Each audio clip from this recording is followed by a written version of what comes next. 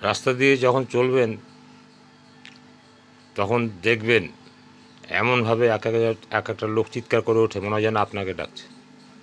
না, আপনাকে নয়। আপনি ওদিকে তাকাতে যাবেন, গাড়ি নিয়ে কাত হয়ে পড়বেন। আপনি ওদিকে তাকাতে যাবেন, সামনের গাড়িকে মেরে দেবেন।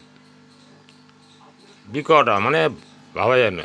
এমনভাবে ডাকবে, এমনভাবে আওয়াজ করবে, সে আওয়াজগুলো মনে হয় যেন আপনাকেই করছে, কিন্তু না, ওরা অন্যদের করছে, অন্যদের মধ্যে হচ্ছে।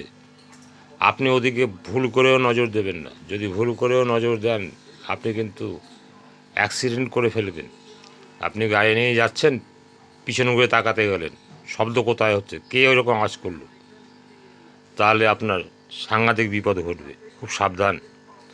ওই পরের আওয়াজে পরের দিকে নজর না দিয়ে আপনি নিজের ধ্যানে আপনার নিজের গাড়ি চালান, নিজের পথে চলুন।